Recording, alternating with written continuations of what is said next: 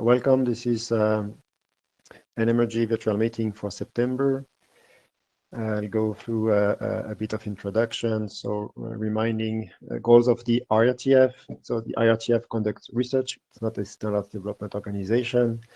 And we act as a forum for longer-term research issues related to the internet.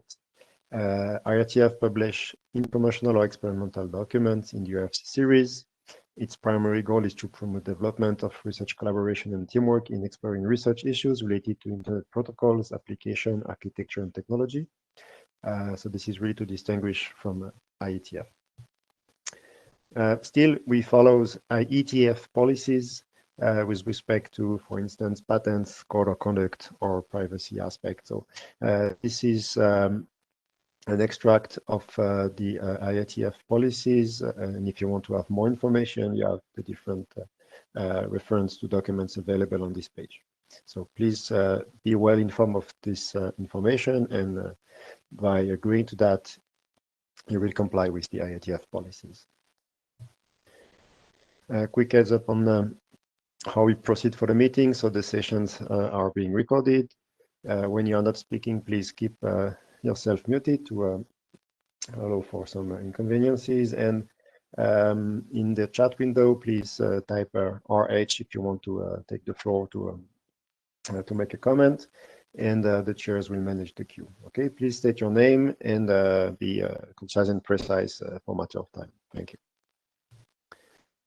In the agenda that we sent on the list, but also here in the presentation and on the data tracker, you can find the useful links for these meetings, agenda, materials, the WebEx sessions. We are using a share notes at the link, and you can all participate to put your names and notes, please. After the session, the WebEx recording will be made available. Usually it's on the IETF YouTube channel, and that's it. So agenda, this is point number 1. I just have a follow-up slide with the future meetings, but then we will start with technical discussion. Agenda item number 2 is for status on the research challenges in AI for network management document. Jérôme will give us the status. Then agenda item number 3, status on intent classification by Olga. Item number 4, status on IBN concepts and definitions, Alex. So those 2 internet draft are research group documents draft. And then agenda item number 5, we will have a discussion led by Jefferson on the IBN use cases we like to develop in the research group. And we will finally have agenda item number 6, which is a open discussion slot to address any updates or communication on the other IDs of the group. Also discuss a bit potential participation in the next IETF hackathon, and discussion on some scouting topics we would like to suggest for upcoming meetings. If this is okay for you, we can go on with the agenda. Any things on improving the agenda?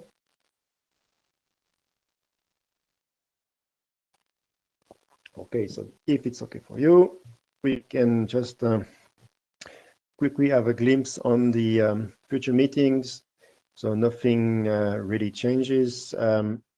Still open if we would like to have an online interim in October, as we have roughly monthly NMRG meetings. But since we are heading towards the IETF 109 meeting, we will have to check if it's relevant to old one. We will also consult on the mailing list for that.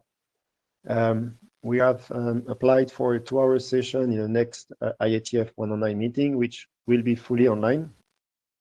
We will have to address several research group milestones by then, and also, as pointed out, that we will discuss in this meeting, participation to the virtual hackathon. The next, I will say, big meeting should be also March 21, IETF 110. Currently, it's should happen in Prague, but I mean, the IETF LLC started consultation with the community if it would be appropriate to move it to a fully online meeting. Deadline for comments is September 28th, and currently the majority of feedback received is suggesting to go for a fully online meeting. So be aware that most probably the next IETF meeting in IETF 110 will be online. And as for the previous meetings, the text in blue here in this slide, what will be the mode of operation for NMRG will be to continue with virtual meetings on a per need basis, use mailing lists for technical discussions, and also collaborative platforms. We have a bit more activity now on the NMRG GitHub, thanks to the two research group documents. And we have also Google Docs we use, for instance, for the AI research challenges document. Do not hesitate to share your questions or views on the future meetings or ideas for collaboration, and we are always open to that, either directly to the groups or to the chairs. Any comment on future meetings? If not, then I'll switch to agenda item number 2, and Jérôme will give us an update on that. Jérôme, the floor is yours. Yeah, thank you, Laurent. Yeah. So it's an update about the research challenge document, so research challenge in artificial intelligence for network management. So there is no big update from last July, where we present the last updates in the last IETF. I don't know. Okay. So basically now we have a kind of a good set. I don't put here again all the different challenges that have been identified, but we have already a good set of challenges that can be a bit categorized or classified into different sets based on the more related to artificial intelligence itself, more on the enabler for networks and things like that. So we have this list that, of course, you can consult in the document.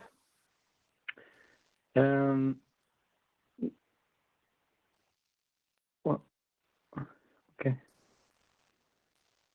So we already have this list. We have other one here. It was a previous list. Sorry. We have some others, but so now basically. So basically now the next step, I think this is important for the next step now. So the idea was to put the document as a draft for the following reason. The objective is to have kind of live document with some visibility. Of course, it doesn't mean that this document cannot be then transferred to white paper when achieved, but of course it can continue to evolve to different versions. But the next step is basically now to put as a draft, and of course we will move to add that to the author that has been identified, keeping of course mailing list aware of the advances. And yeah, the idea would be to have a first preliminary version to show at the next IETF. Incomplete, but already that we put a bit more structure into the document, because currently it's mostly a list of challenges. I don't have so much to say about the document itself. Just regarding next step, you have mostly, I know that I already promised you, and I didn't do yet, is to organize this dedicated meeting to work on this document. And yeah, so I will do it the next couple of weeks. Now that the let's say the September is over almost. So yes, that's it for me. So no big update. Of course, if people want still the document, of course, is open for adding challenges. Nothing is closed, so you can check and add something if you want. And but then you will move from move to a draft format for continuing into the document. And that's it from my side, Laurent. Thank you, Jérôme. So any feedback, comments, or whatever you would like to address for this document?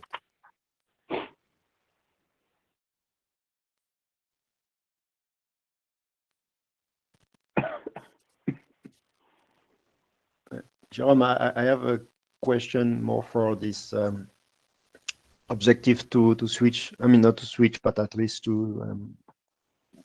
bring it to a draft.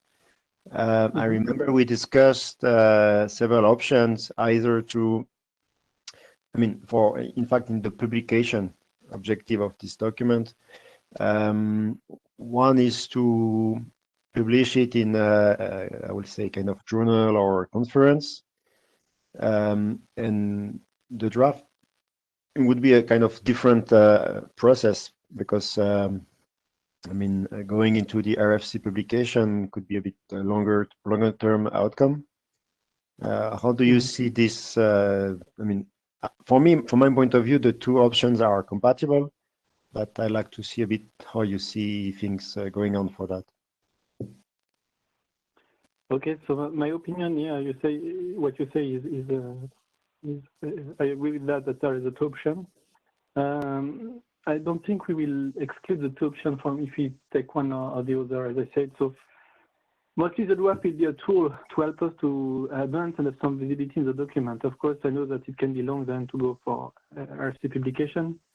To be honest, it might not be even a goal by itself, but of course it will help us to a bit have some visibility for this topic in the group.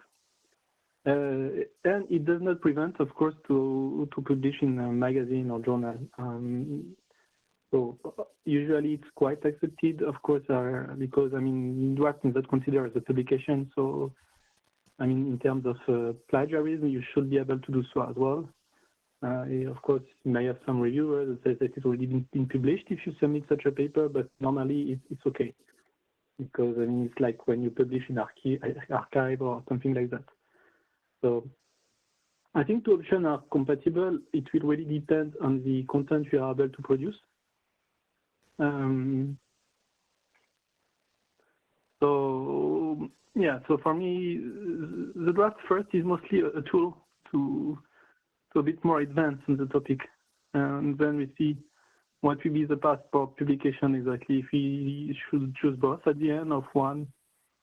So I don't know if it answers your question.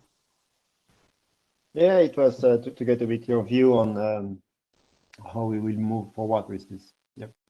Okay.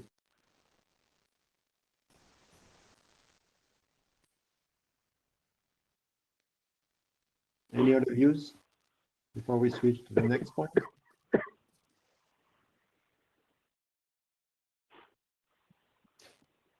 Okay, so just to repeat what Jerome mentioned, that this is a completely open project or document.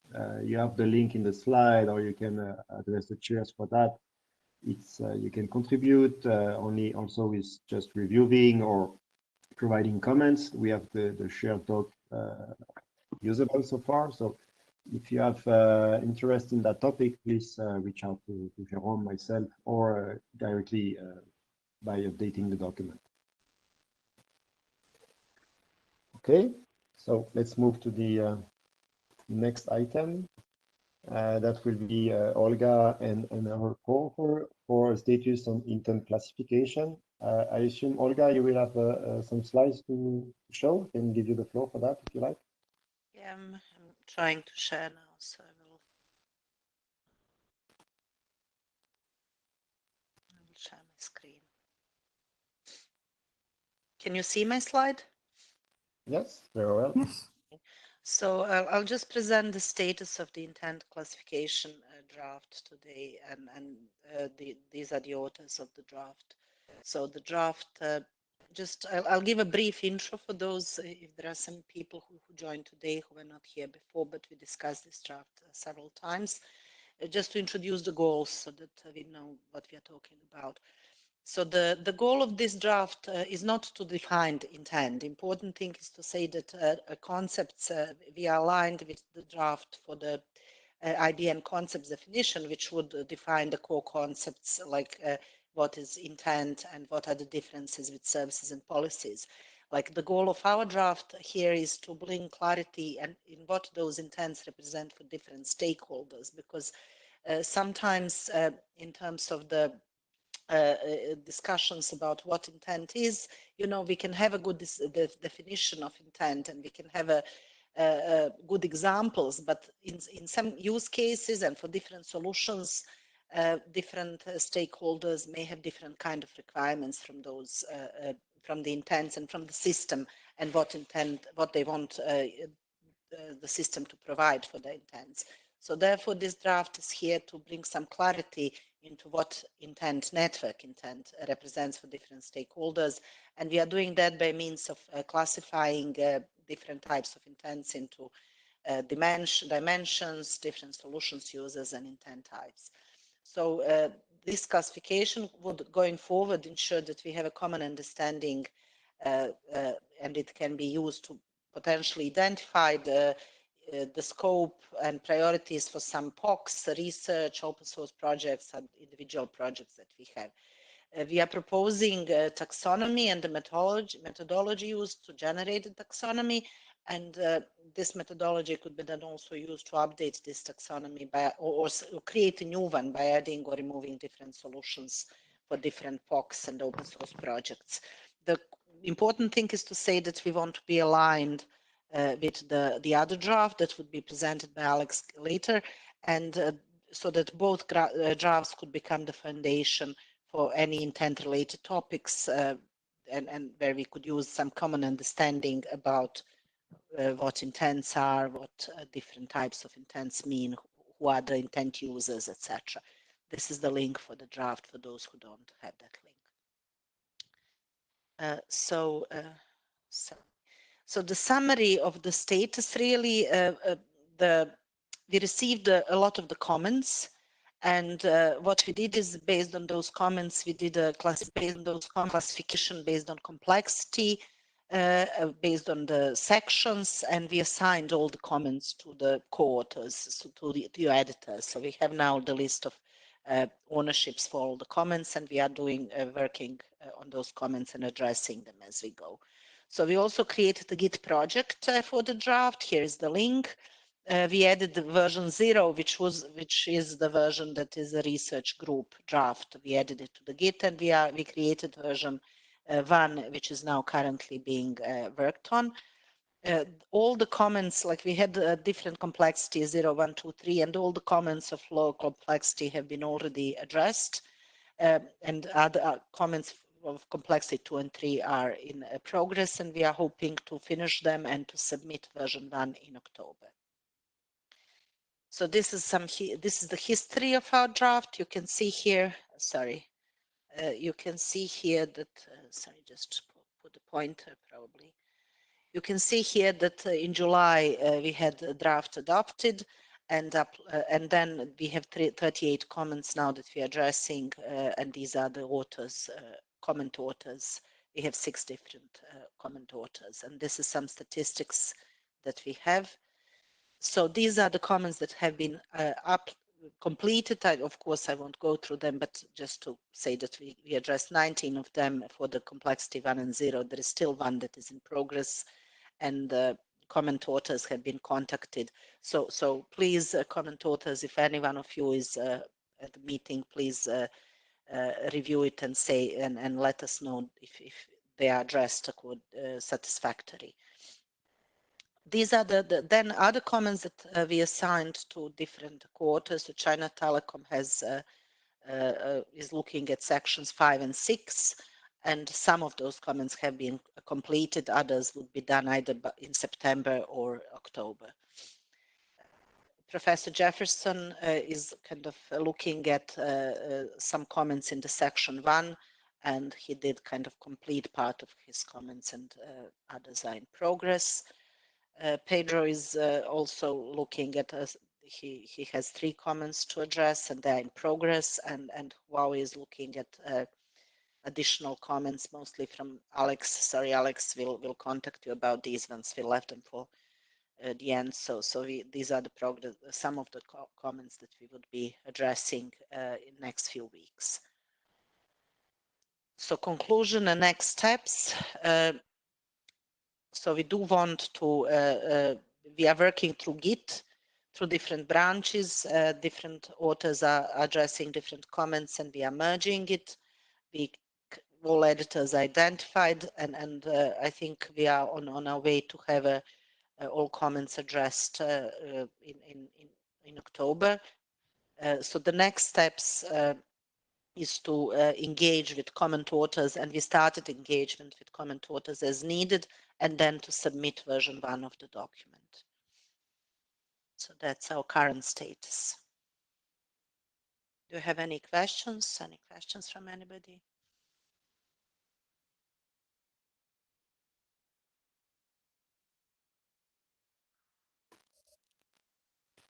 Any question from the floor? I do have a few observations. First, thank you very much to the team for making this work. I mean, we had the first version of the document, first call for research group adoption, and then you made address the content of the work to make it successful in the second call for research group adoption. So thank you for that. I saw a lot of activity in addressing the numerous comments received. So this is good to see going on. And so I'm looking forward to see the next version. And do you expect to have it ready by end of October? I mean, for the next meeting, or? Like, what was the date? We don't know the date for the October meeting, so that's you know. No, I mean for the IETF cutoff. I mean, beginning of month. Oh, okay, beginning. Like, I don't think we would have it at the beginning. I think it would take probably a few more weeks. So, but I'll come back to you. Like, at the moment, some of the comments would be addressed by the end of September, but for some, it looks like it may be October timeframe. So we didn't get all the estimates for all of the comments yet. But we like I think the plan was maybe closer to the third week of October or end of October. Okay, very good. Sorry, could you remind me of the date? I think the cutoff date for IETF 109 is November 2nd. Oh yeah. So our goal would be for November. Yeah, for cutoff date for November 2nd, we would aim for that. Great. Okay. Okay, thanks.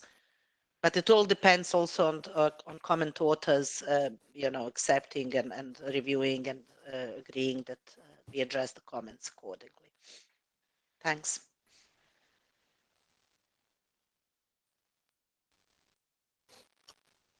Any other comments from participants in the meeting?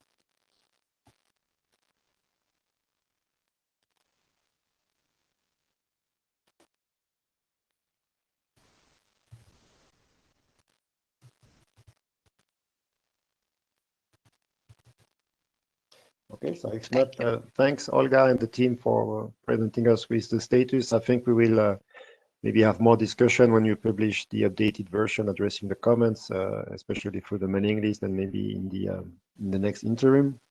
It will be nice to really be able to follow up on the technical discussion, because this document and the other one that Alex will present are, I think, our key first document from the research group on IBN, and it will be nice to really have strong material there. And I know that your document received a lot of comments, so really I really expect to see what will come next, and that we can hopefully progress on both documents in NMRG with that. Okay, so I continue with the next point in the agenda. It should be Alex to give us a status. Just get to the right. Yeah, status on the other research group draft on IBN. So IBN concepts and definitions. So Alex, if you'd like to share, or you want me to share?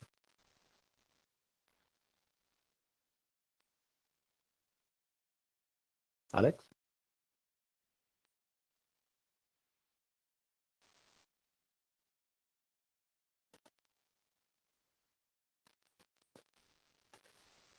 Alex?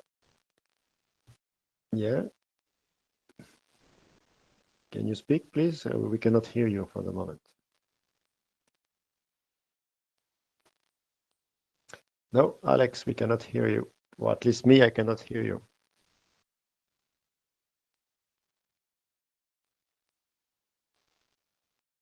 No, we cannot hear you. You're not muted in in WebEx, maybe you have a problem, or the mute is from your laptop.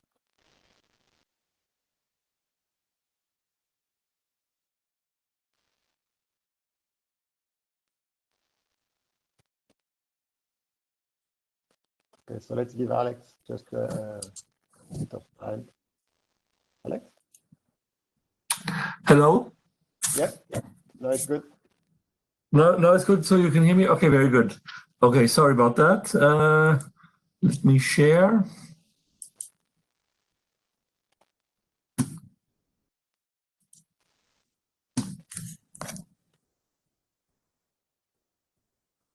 Okay. All right. Can you hear me and can you see my screen? Yep, we see your Okay, screen. great. Okay. Yeah, sorry about the hiccup. Your So video is on. Your video is on. okay, all right. That's fine. Okay, so yeah, so this is just a very brief status update. Actually, very fitting following the other draft. Basically, as Olga mentioned, the two are pretty much moving in tandem. So this basically concerns the update on intent-based networking concepts and definition. On this one, we just recently, just a week ago or so, we posted a draft update. Basically with a few updates. For one, basically there was a longer set of comments that were received on the mailing list by Ali Rezaki. I'm not sure if he's on here today. I did not see him on the participants. But yeah, we addressed those comments.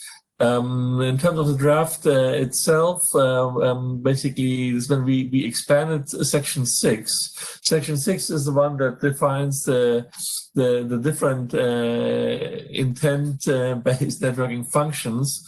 So basically we provided more details on each of those functions, and this also entailed basically earlier we had a longer list. We basically expanded some of this into new subsections for the intent fulfillment and the intent assurance main categories.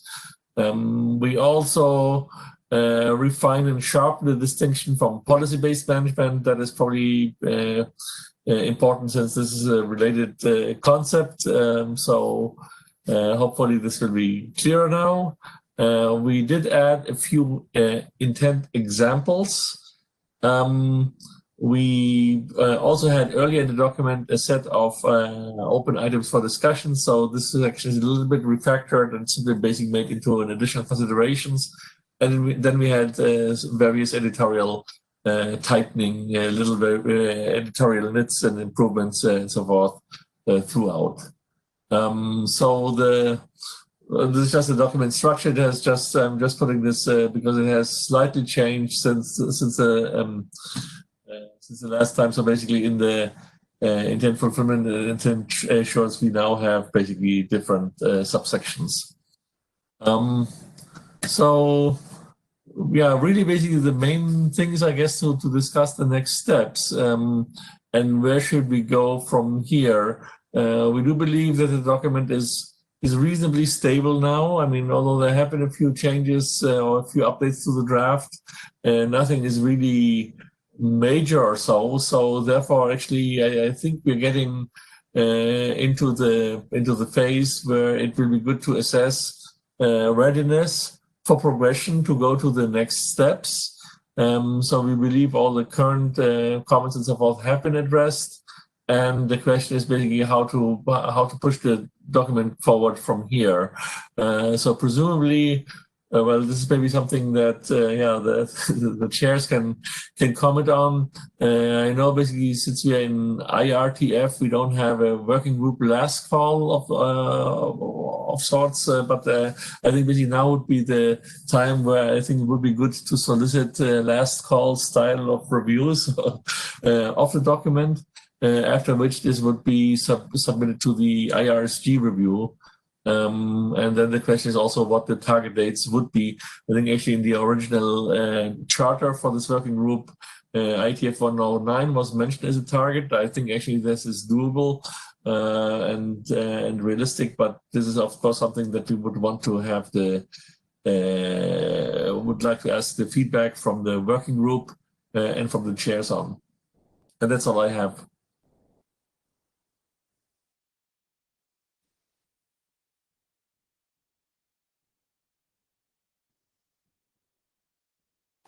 Hello? Yeah. Okay. Any comments right now for what Alex presented? Any questions?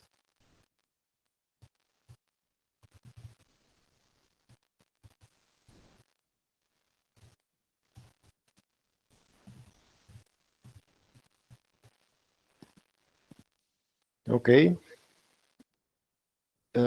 Just for a bit of a process overview, because I'm a co-author of this document, so I will not express, get involved as a chair, but I think Jérôme may give us a bit of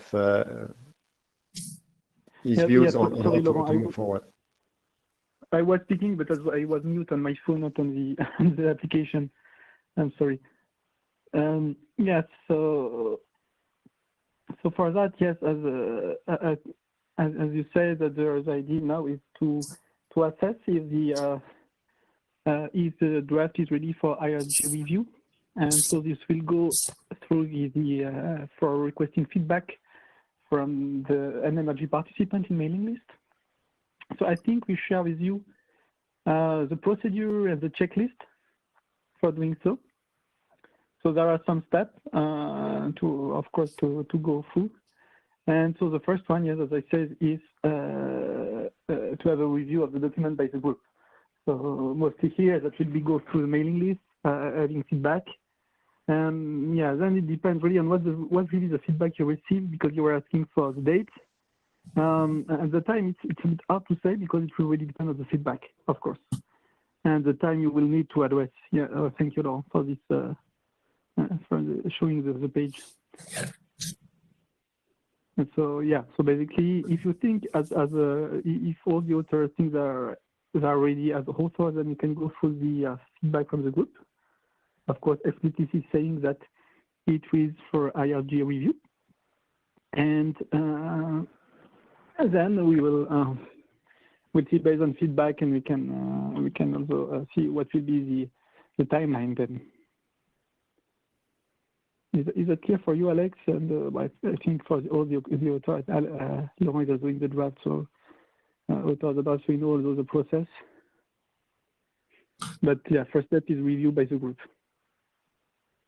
Yeah, I think it is. I think it is roughly clear. So yeah, and I think for here, although actually right now the audio is not very clear, I have some issues on my system on the side. I apologize.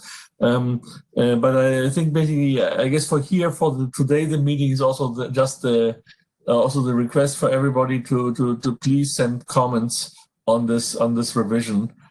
So we're now in dash 02, so that basically for the it would be great if we could get comments, I don't know, say over the course of the next 2 weeks or so, which we can then, from where we will then basically roll a new revision, updated with whatever comments we receive until then. And then I think we can perhaps decide based on the number and severity of comments that were received to go to the next step. Does that sound reasonable? Yeah. Yeah. It's okay like that, yes. Yeah, but I just would like to stress, speaking a bit as a chair in this discussion, really that we are in IRSG, so I mean, really here it's not really a last call or getting a consensus on the content. It's really to assess the scientific quality. Is the document complete also with respect to the objective we gave it as the research group in the IB and work plan? So as you see in the process a bit, it's really to review the document for editorial and technical quality.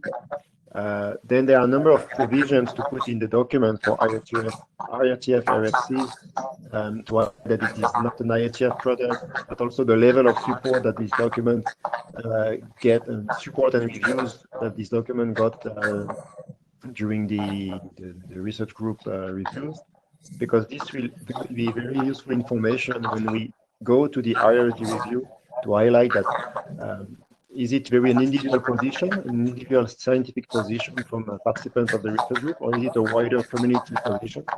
And also to make sure that as we propose these contents to IRSG, but also after that to the entire community, there is a good quality of what we provide. So this is why I think there is a responsibility in the research group to try to take time to read the document, provide, we already received a lot of previous reviews and comments, but still here, if we reach this milestone, provide final comments in the quality of this document, and if we have managed to address the most important part that was the mandate of this document. Okay.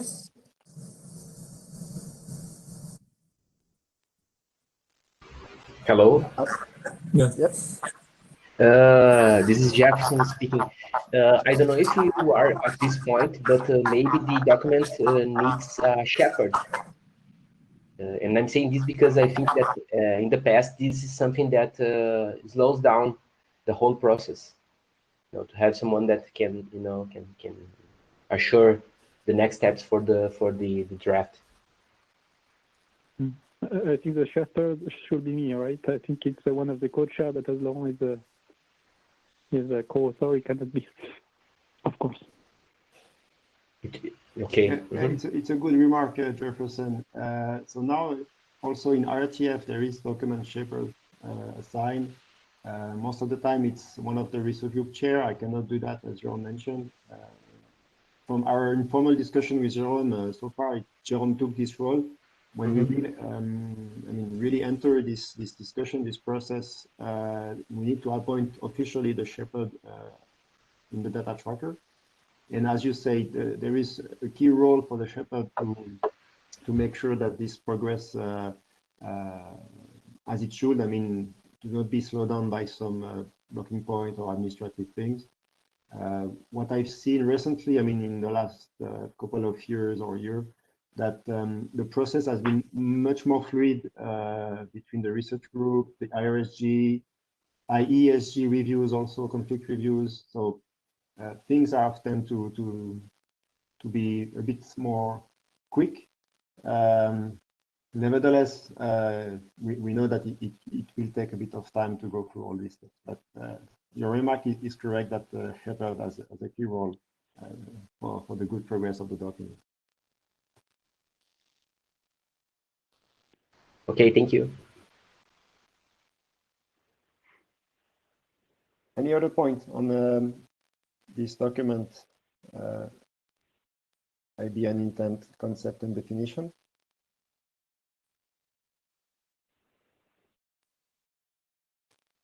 If not, thank you, Alex, for waking up early from California to give us this update, and looking forward as for the document with Olga on the next step for this.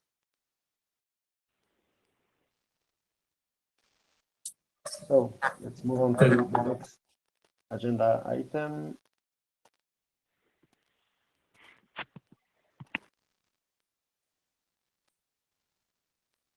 I think it should be Jefferson with the IBM use cases. Jefferson, do you want me to share, or you have the slides you would like to share? I can share. Let me see. Okay.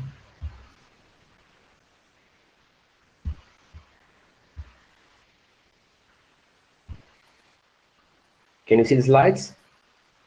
Yep, it's good.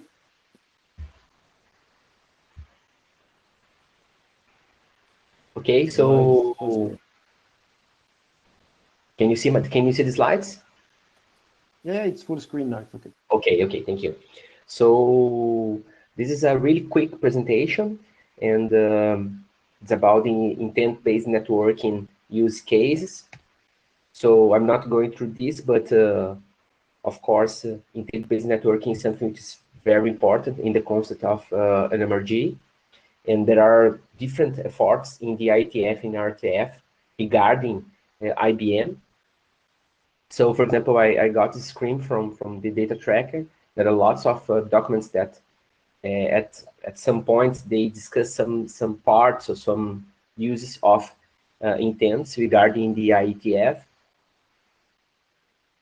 So the idea is maybe to have some use cases on intents in order to define the validation scenario, also describing some concrete examples of using intents and how to use intents. And I think that for the last two internet drafts that were presented at this meeting, they need some kind of use cases in order to put more strong views on concrete examples of intent. So the goal of having some use cases to assess the quality and completeness of specifications and intent-based systems functionalities in experimental sessions. So, and I'm bringing some past experience on this kind of use cases. So we have a use case on autonomic networking, both at IETF 90, and at that point, autonomic is something which was being, how can I say, addressed by the several meetings by the NMRG. And after this use case box, we have, as we know, this leads to the definition of the ANIMA working group, and also some docs, some RFCs that came from these use cases box.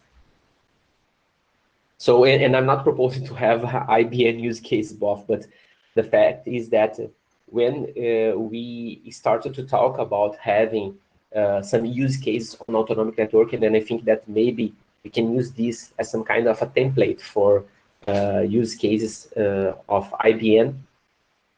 We discuss a template for presenting these use cases, which can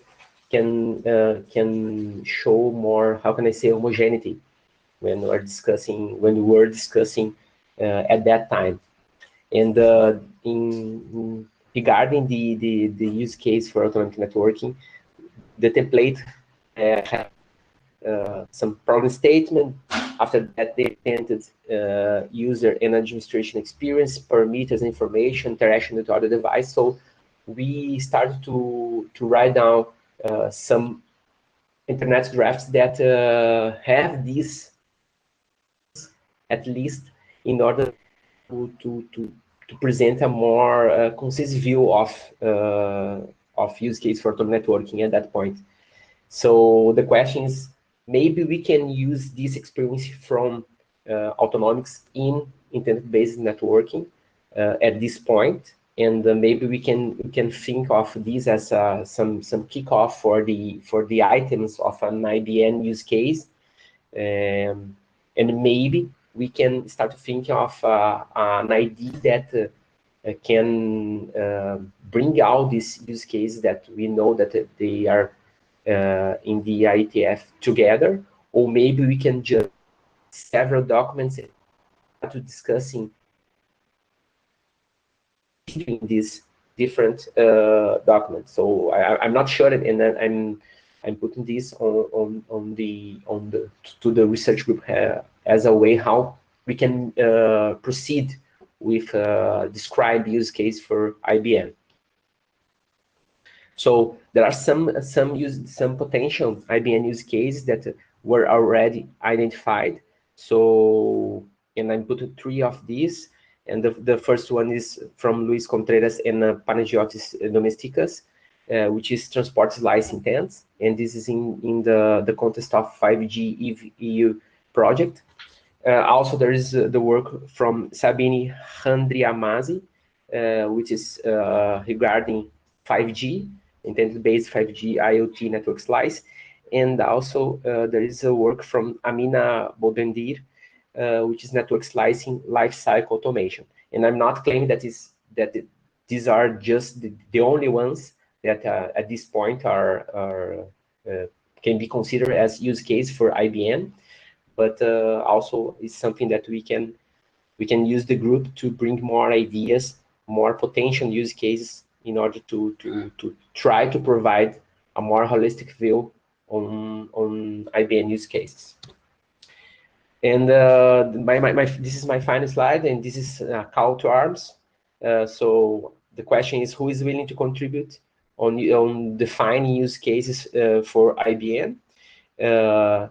Maybe we can think of invite people that have other intent ideas in different working groups or research groups to present at NMRG meetings. Maybe this is something that we can form in order to bring more people to contribute on that. And the last question is, how can we move this conversation forward? Maybe in the main list, or in having, I don't know, maybe in the past, the NMRG had some specific meetings for autonomics and also for IBM. So you can think of something like that, or just discussion, or having different presentations at our meetings. So this is a question on how, which is the best way to move forward with the use case for IBM. And that's it.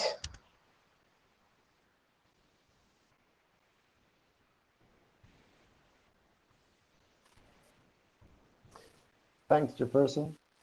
I'd like to ask a bit to the participants here, a bit what they see, what's the view from them, because I mean, we have an IBM work plan, we have some proposal for use cases as draft or not as draft, but there is also, I would say, some it could be challenging to develop use cases, and so what we're trying to do with Jefferson, Jerome, and Pedro is try to support this work on use cases so that we can get a bit of concrete examples of application of intent and intent-based networking, and also so that this work in itself is valuable, but also that through this bottom-up and more pragmatic approach of IBM, we can also use this activity for more the architectural work on IBM that we plan to have in NMRG. So my question a bit to the group and to the participants here is, what would you see to be a bit the approach we could take to support, to make this work on IBM use cases deliver in NMRG? Should we agree on a kind of template to be able to compare things? What are the type of information we would like to see in a use case document on IBM? So a bit of your feedback about ideas and opinions, what would be the right way to progress with this one? Luis, I see you at your raising hand. Thank you, Roland. Yes, I think that what has been proposed by Jefferson is probably a very good way to follow. So in my particular case, apart from the draft that has been commented by Jefferson, I also moving forward another one about interconnection. Both of them are potentially different. I mean, different into the realization of the intent. So probably having this kind of template would be useful to understand the different dynamics farther than the intent itself. So I think that could be a potential interesting way to follow, and I think I will try to discuss with my co-authors to go in that direction, and maybe we can exercise in these two documents if this approach is valid, or if it is actually a good way to move forward with that. So at least I will try to do the exercise for the two that I'm working on. Thanks, Luis. Other views on this use case activity?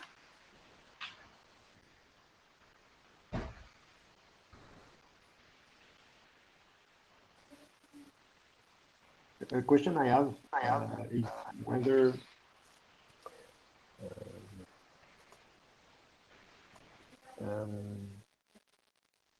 you see, because we have some documents already, internet draft that are on the use case.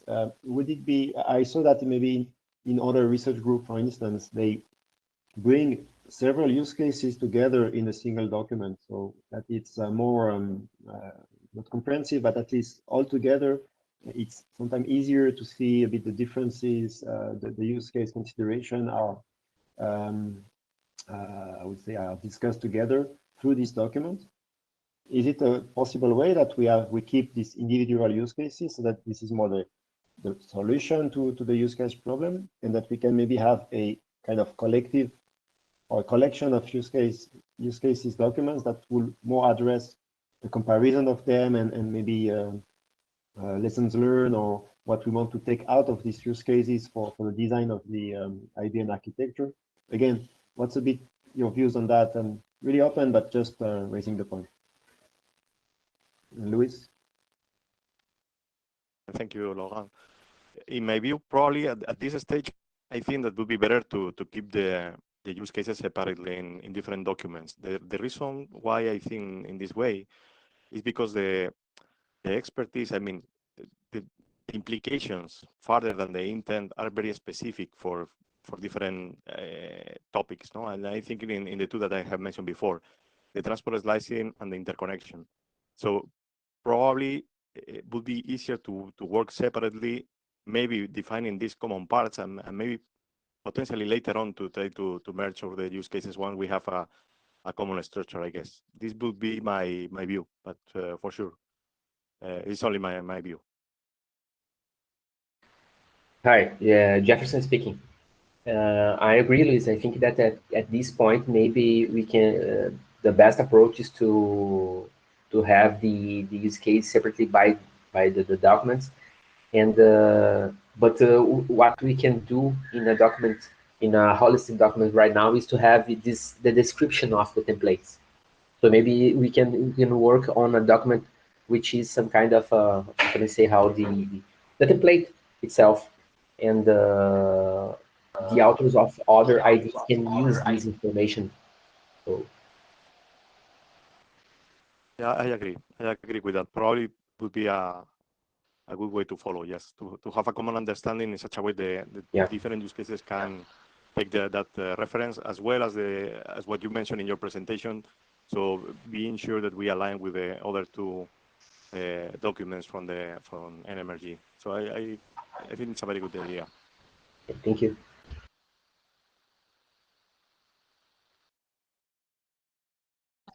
Sorry, I raised hand as well. I'm just wondering, should we also look at the overall scope? And because if use cases would be used for the architecture going forward, do we need to start with identifying what scope we are interested in terms of types of solutions, type of actors that we are looking at? Maybe even from taxonomy kind of and say whether we are interested in everything, because I've seen you didn't have, for example of data center or campus, or, are we looking at carriers only? Are we looking at what type of, what scope are we considering? Olga, I think that this is something that we can also address in a document. Try to discuss using the document in the NMRG, which is the scope that we are interested in.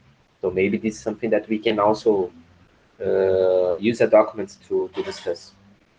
Yeah, so maybe what we can do from our draft potentially, because if there are some categories there, we can say that this is the scope that we would look at and do the subset of that scope, or the whole, or everything. Like. Yeah. Mm-hmm. Okay, thanks.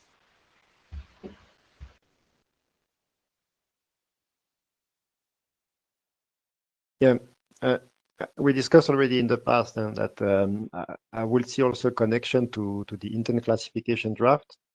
Remember the discussion we had on these tables, that this could be a tool to position a bit elements of the use cases with what has been defined as criteria in the classification. So this can be a mapping exercise, not necessarily inside the intent classification document, but at least as a tool for the research group. As for the scope, for me, I'm really in between two positions.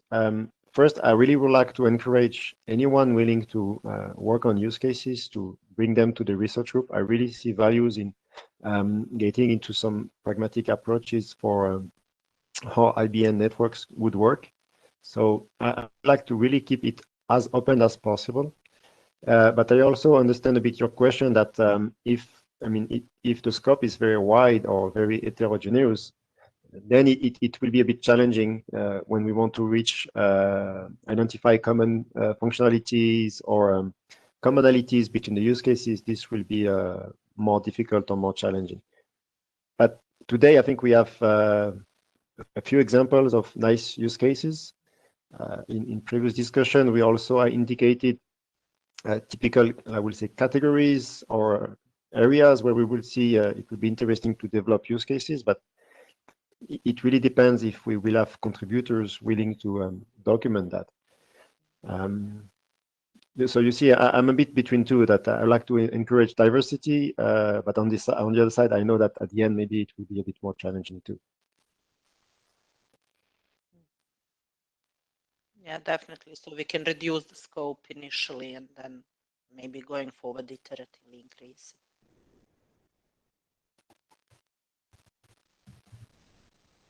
Yeah, I think it's important to discuss the scope because regarding the NMRG charter, I think it's pretty wide. So maybe it's challenging to address that in a document. So maybe at first we can discuss along with a potential template which scope we are interested in. So I agree with you.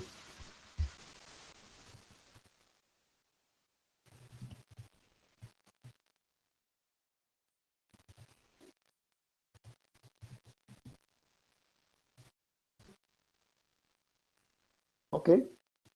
I think for this kind of supporting document describing typical parts that we would like to see in use case document, I would be really interested that we discuss not necessarily, I would say, just a format, because okay, this is just a format, but more what kind of outcome we expect to see from the use case. Okay, so the use case could be what they are, but if we can agree on or describe what we think will be important to be provided by the use case, is it, I don't know, to be able to pinpoint to certain functionality, or to have more evaluations that can help us to understand if some functionality are feasible, or what are the limitations of such some approaches beyond the purely, I will say, scope of the use case that is to solve a specific problem.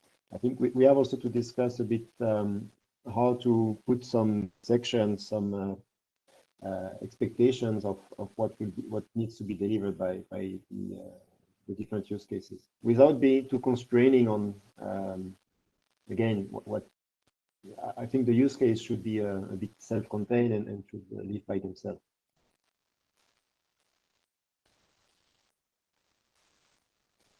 Any other views or comments on this?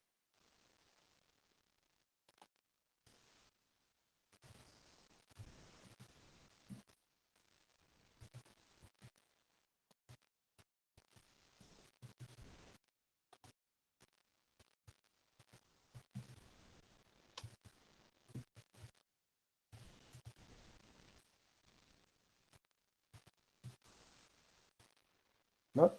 Okay, so thank you, Jefferson, for bringing this presentation on the use case support for the research group. Let me check what we have next in the agenda.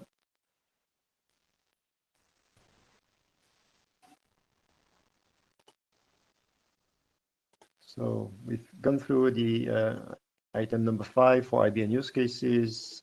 Next one is a bit this slot for open discussion.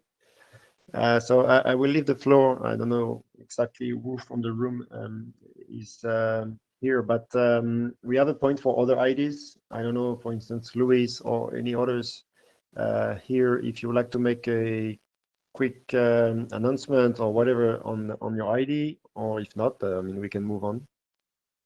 Just checking a bit what's the status for the other active work, individual draft.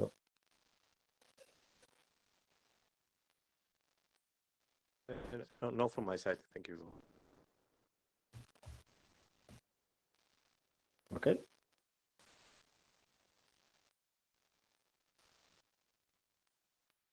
So another point of discussion is the IETF hackathon. So just a quick summary. We started to participate for NMRG in the IETF 108 hackathon week, which was a first virtual hackathon organized mid of July.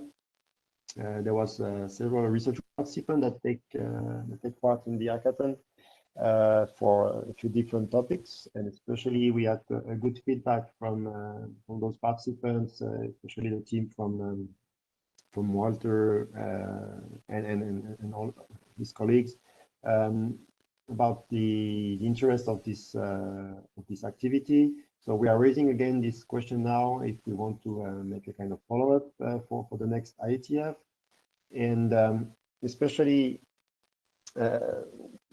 what will be the nature of these activities, because it's a kind of collective approach for the IETF hackathon. We can it could really be at the team of individual teams of participants without necessarily making it connected with NMRG. So it really depends at which granularity we want to do that, and also the timing. I mean, we did that for IETF 108 because initially it should have happened face to face, and we wanted to be able to bring people locally to Madrid. Even if it was virtually organized, we managed to make it useful for the participants. Here the question is whether we want to keep this IETF meetings hackathon as kind of milestones to plan some collaboration work, or if it would be more relevant to not necessarily track this milestone and have each of the teams to plan their work as they see fit. So really, it's here to open the floor to discussion about is it useful? Should we make it at the NMRG level or advertise it as NMRG activities? And also, if we want to, go for IETF 109, or if we just want to make it our own rhythm.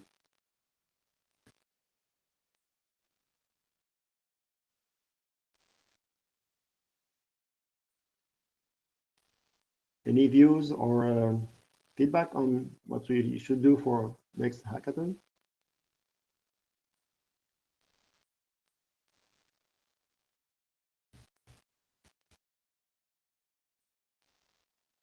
Okay, that's good. Let's move on. The next point we had in this open session is, okay, I put scouting.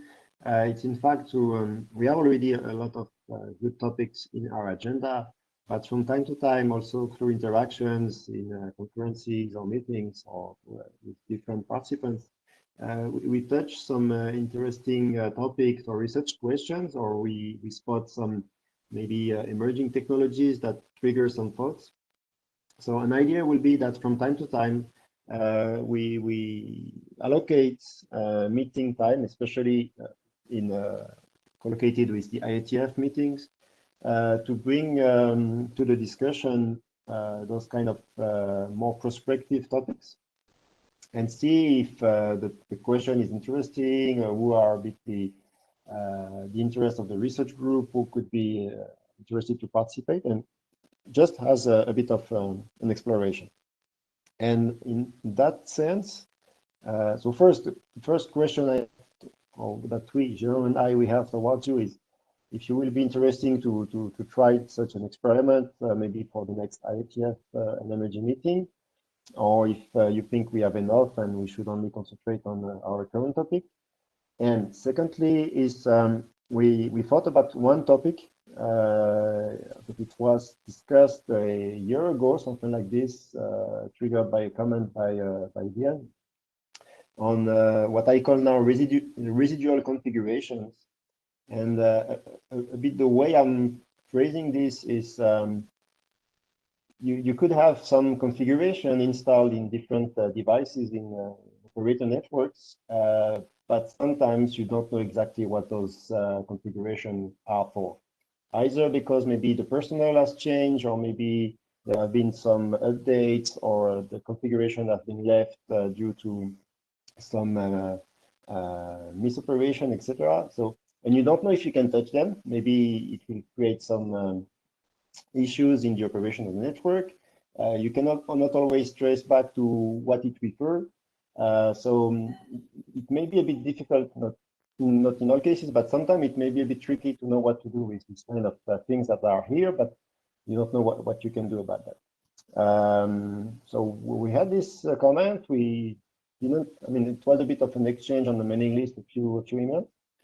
But then a bit more recently, I've been seeing some papers about things that are a bit linked to that in NSDI or other conferences about checking configurations or misconfigurations without knowing where they came from.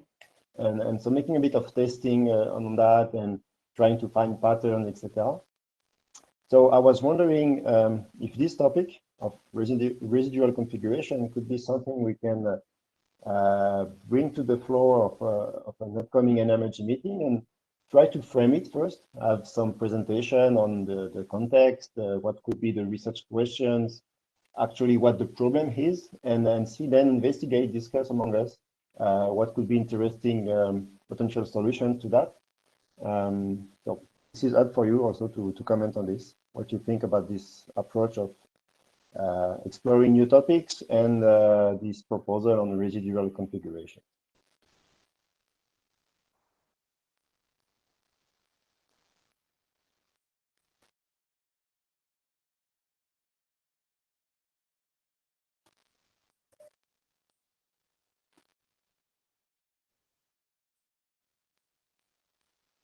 Can you still hear me? I'm talking in the space or what?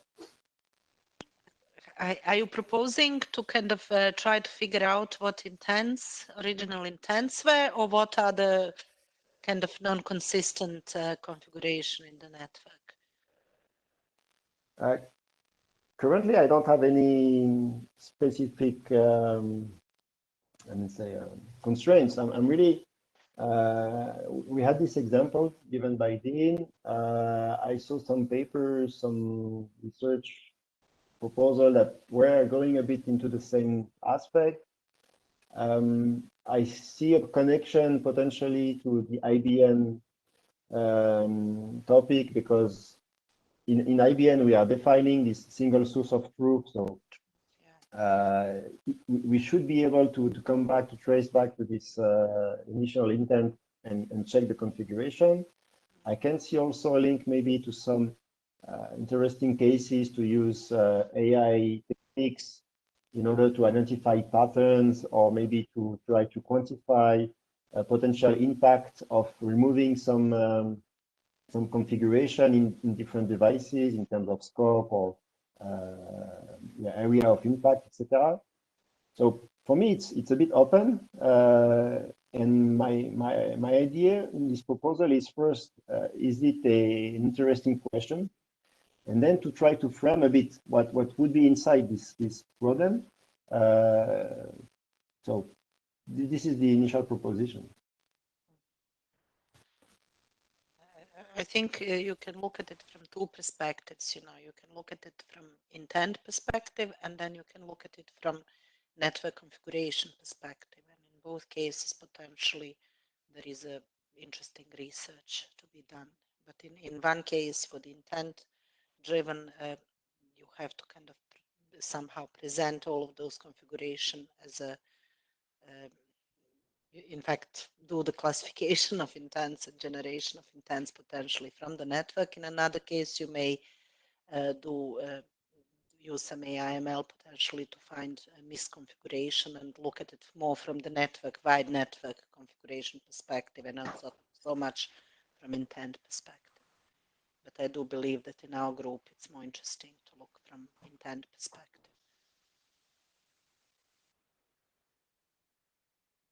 So this is Dejan Bogdanovic. On that topic is that the configuration is ephemeral, and it can be when you translate the intent to a Actually, when you use an intent, I prefer to use provisioning information. When you use the intent to provision a service into a network, you create a state.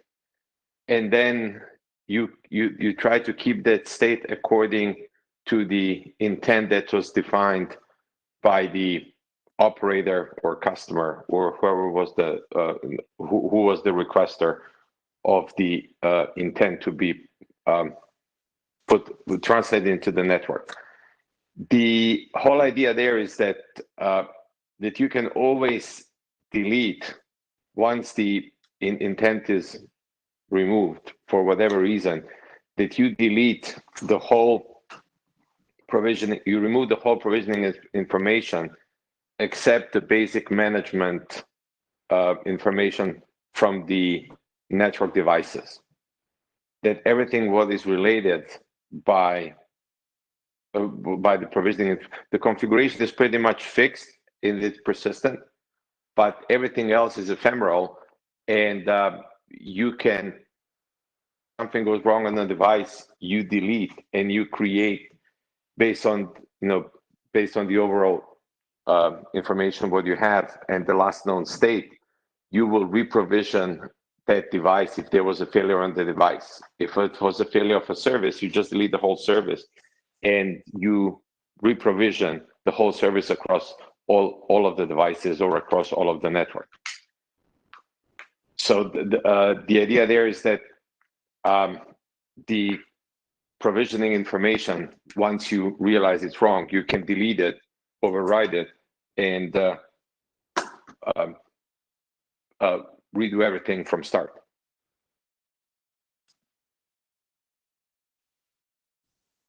Sorry, maybe I didn't understand then the use case, but my understanding was that you were considering without the provisioning, going into the already provisioned network, where the user may be manually provisioned it or using some non-intent provisioning systems, and then that we could figure out misconfigurations or problems. Yeah, so that is one problem that we have seen in practice for a long time when you have differences between the automated provisioning systems and manual that are being done by the operator. And from my experience with the operators, they would, that manual, what was done was usually done for debugging purposes, and then they would literally delete that because their system of record is the automated system, and they always try to reconcile with the system of record.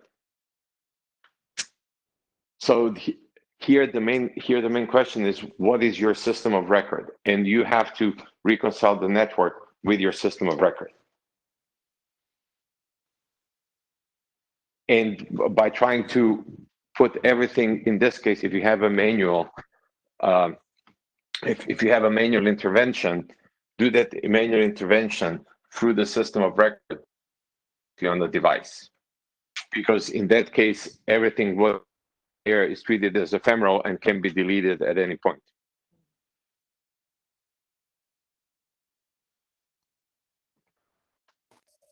Yeah,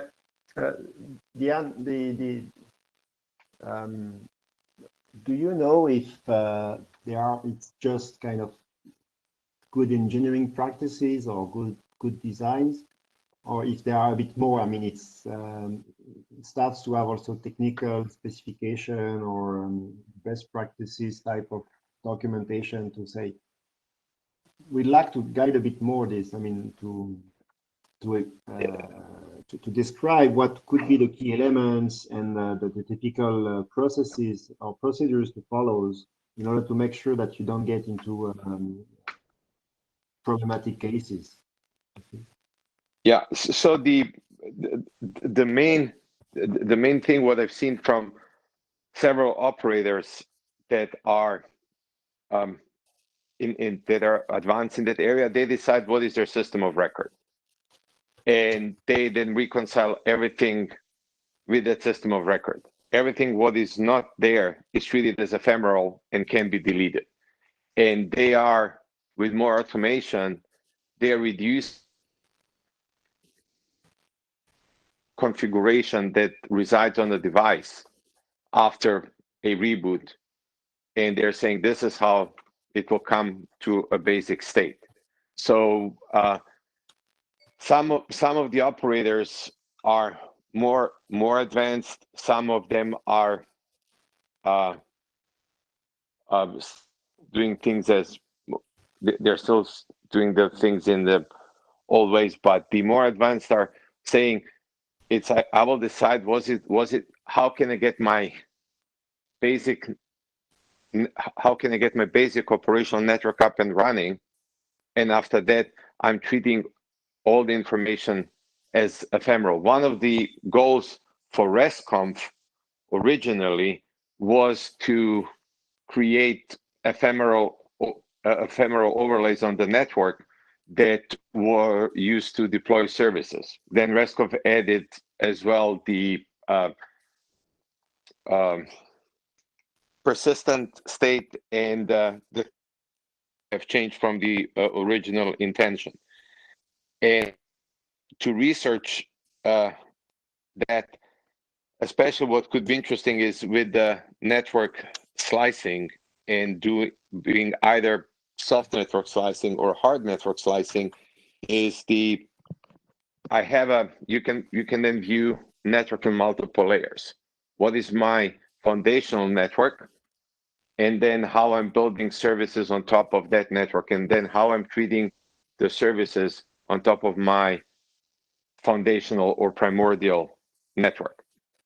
And this is where you're seeing what belongs in my foundation and what everything an overlay that should be completely treated as an ephemeral. And this is one start we could also working in and looking into research what would be minimum set for the network to be functional to start hosting other overlays on top of that, and how to, and then how to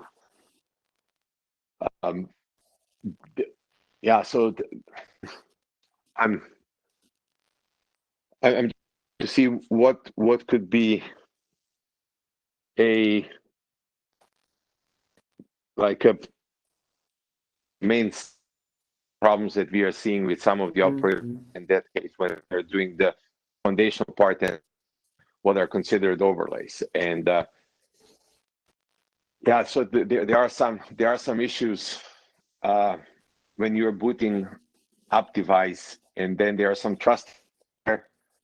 So there are some trust issues there. I'm a little bit working out of my own memory because I did not put down. I sent you an email or a reply back, so I didn't prepare for it. But I would be happy to prepare for this month or in the next month or two, like a starting document and trying to summarize what we are, and then seeing there is interest in the group to continue working on that. Yeah, I think this is a bit the approach. It's really to discuss informally if such topics could be of interest, and try to collect views or interesting participants, as you say, maybe put together on a short document a kind of problem statement and key questions. And then our idea with Sean was also maybe in one of the IETF meetings to invite 2 or 3 speakers, as I say, to frame the topic, maybe give maybe someone from academia to give us a bit from the angle of techniques, what could fit into this to these problems, and then we discuss openly in the research group. Do we want to go further? Is it more a problem for IETF?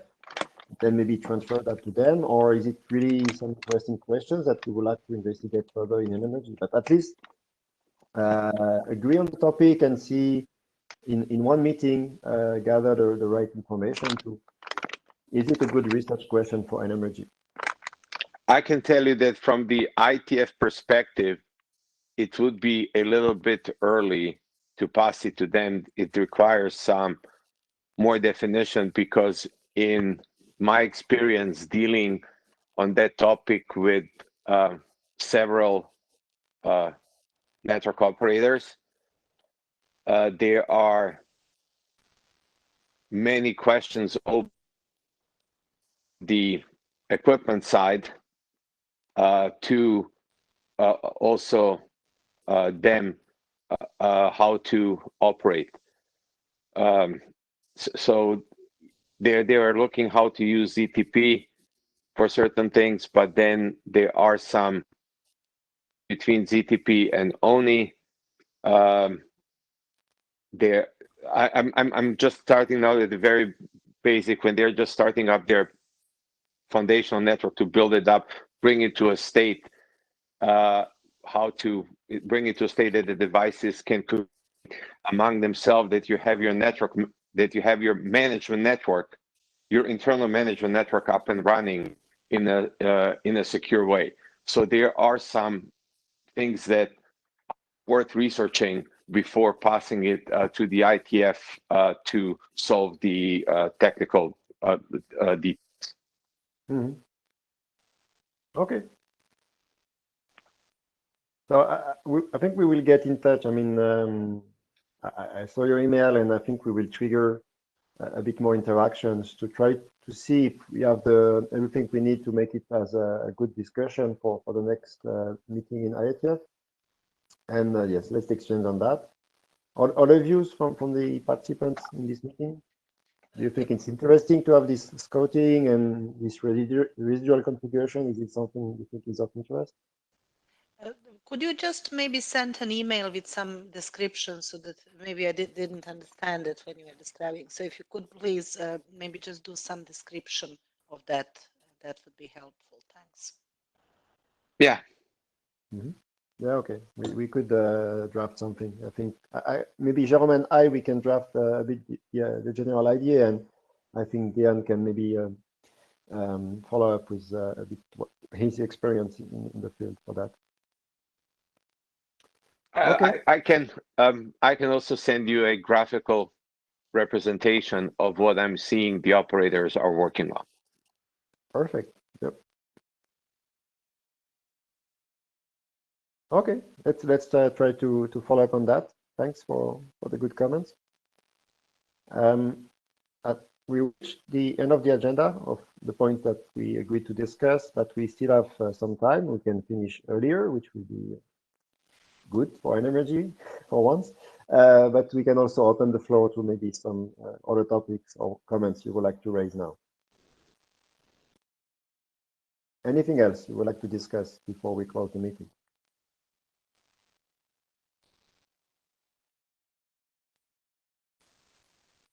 Jérôme, anything else from your side as co-chair? No, that's fine from my side now. Okay, so I'd like to thank you for attending the meeting.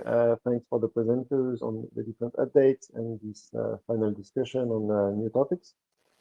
Have a good rest of the day, and we post some information if we will organize a next interim in October. We still have to see if it's relevant or not, and as I said, we already have planned for a next session in IETF 109. So until there, stay safe and healthy.